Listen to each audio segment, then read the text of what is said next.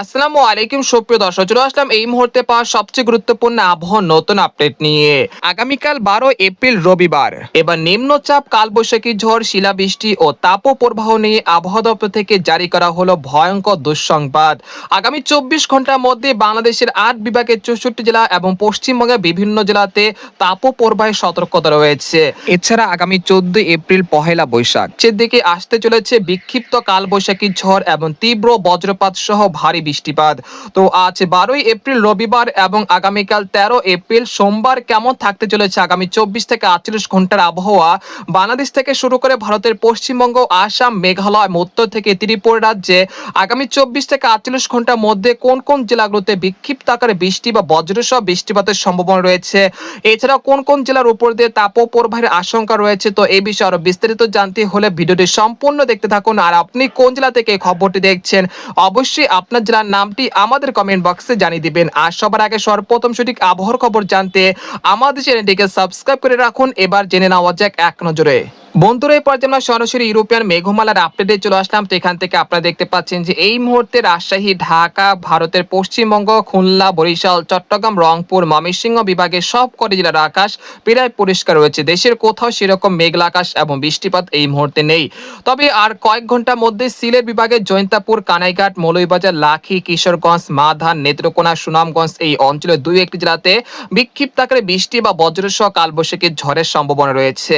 তাছাড়া দেশের উপকূলীয় অঞ্চল মাঠবাড়িয়া, খেপুপাড়া, লালমোহন, বুরহুদ্দিন, ঝালকাঠি, মংলা এই অঞ্চলের দুই একটি জেলাতে বিক্ষিপ্ত আকারে বৃষ্টি বা বজ্রসহ বৃষ্টিপাত হতে পারে আর কয়েক ঘন্টার মধ্যে।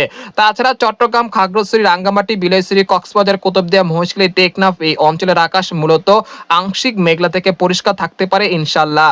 এছাড়া ঢাকা, ভারতের পশ্চিমবঙ্গ এইসব জেলার আকাশও অনেকটা পরিষ্কার থাকতে পারে ইনশাল্লাহ।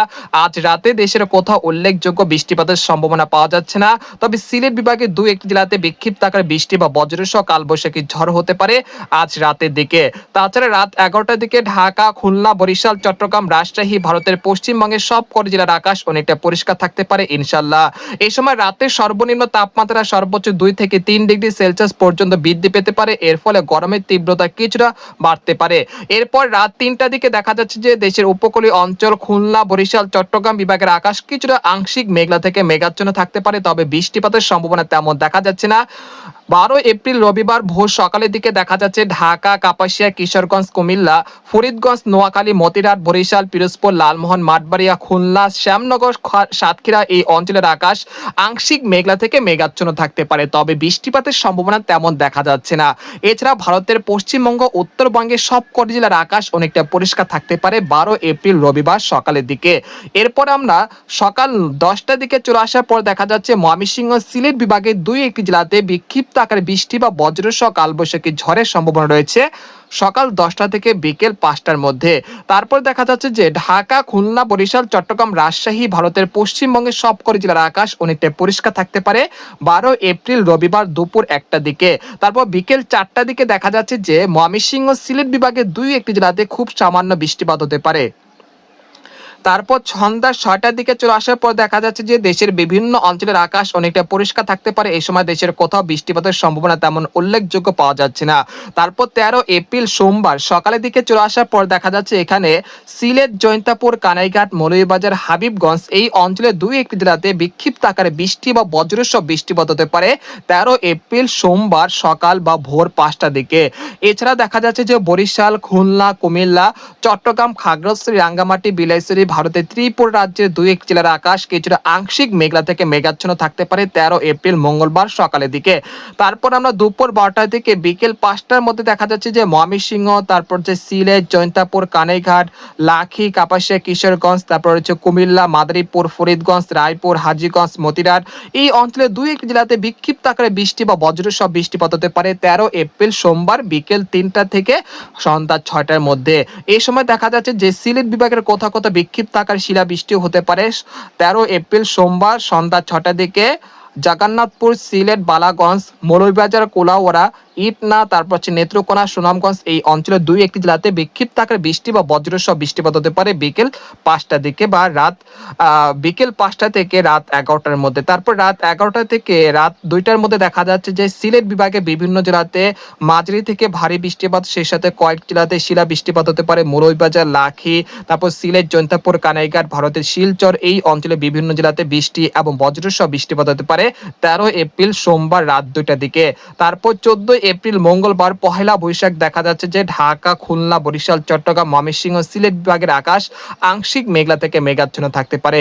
সকাল 8টার দিকে দেখা যাচ্ছে যে ঢাকা, ফরিদপুর, মাদারীপুর, কাপাসিয়া, কিশোরগঞ্জ এই অঞ্চলের আকাশ কিছুটা মেঘলা থেকে মেঘাচ্ছন্ন থাকতে পারে। তারপর সকাল 10টার দিকে দেখা যাচ্ছে যে ময়মনসিংহ, সিলেট, রংপুর বিভাগে দুই একটি জেলাতে বিক্ষিপ্ত আকারে বৃষ্টি বা বজ্রসহ কালবৈশাখী ঝড় হতে পারে। বিকেল 4টার দিকে দেখা যাচ্ছে যে বরিশাল, খেপুপাড়া, পটুয়াখালী, মতিরাট, ফরিদগঞ্জ, নোয়াখালী এই অঞ্চলের দুই একটি জেলাতে 14 এপ্রিল মঙ্গলবার বিকেলের দিকে কিছুটা বৃষ্টি বা বজ্রসহ বৃষ্টিপাত হতে পারে। তারপর 15 এপ্রিল বুধবার চলে আসার পর দেখা যাচ্ছে যে সিলেট বিভাগের বিভিন্ন জেলাতে বৃষ্টি এবং বজ্রসহ কালবৈশাখী ঝড়ের সতর্কতা রয়েছে 15 এপ্রিল বুধবার রাতের দিকে। তারপর সকাল 10টা থেকে বিকেল 5টার মধ্যে দেখা যাচ্ছে যে দেশের 8 বিভাগের 64 জেলার আকাশ অনেকটা পরিষ্কার থাকতে পারে, সেরকম বৃষ্টি বা ভারী বৃষ্টিপাতের সম্ভাবনা খুবই কম। তারপর 16 এপ্রিল বৃহস্পতিবার ময়মনসিংহ, সিলেট বিভাগের দুই একটি জেলাতে বিক্ষিপ্ত আকারে বৃষ্টি বা বজ্রসহ কালবৈশাখী ঝড়ের সম্ভাবনা রয়েছে। এরপর 20 এপ্রিল পর্যন্ত এরকমই পরিস্থিতি চলমান থাকতে পারে। এই সময় দেশের কয়েকটি জেলার উপর দিয়ে মৃদু তাপপ্রবাহের আশঙ্কা রয়েছে, যেখানে রাজশাহী, চুয়াডাঙ্গা এই অঞ্চলের বিভিন্ন জেলাতে তাপমাত্রা সর্বোচ্চ 38 থেকে 39 ডিগ্রি সেলসিয়াসের কাছাকাছি চলে যেতে পারে। এছাড়া এই সময় বঙ্গোপসাগর স্বাভাবিক থাকতে পারে, কোনো নিম্নচাপ, কোনো ঘূর্ণিঝড়ের আশঙ্কা তেমন দেখা যাচ্ছে না। এই পর্যায়ে আপনাদেরকে ইউরোপিয়ান আরেকটি মডেলের পূর্বাভাস দেখানোর চেষ্টা করছি। আমরা সরাসরি তাপমাত্রা মডেলের পূর্বাভাসে চলে আসলাম। আজ দিনের তাপমাত্রা সর্বোচ্চ 2 থেকে 3 ডিগ্রি সেলসিয়াস পর্যন্ত বৃদ্ধি পেয়েছে। আগামীকালও এই ধারা অব্যাহত থাকতে পারে। তারপর 13 বা 14 তারিখ দেশের ঢাকা, খুলনা, বরিশাল, চট্টগ্রাম বিভাগের দুই জেলাতে কিছুটা মৃদু তাপপ্রবাহের আশঙ্কা রয়েছে। তারপর 17 এপ্রিল দেখা যাচ্ছে যে রাজশাহী, ঢাকা বিভাগের তাপমাত্রা অনেকটা বৃদ্ধি পাওয়ার আশঙ্কা রয়েছে।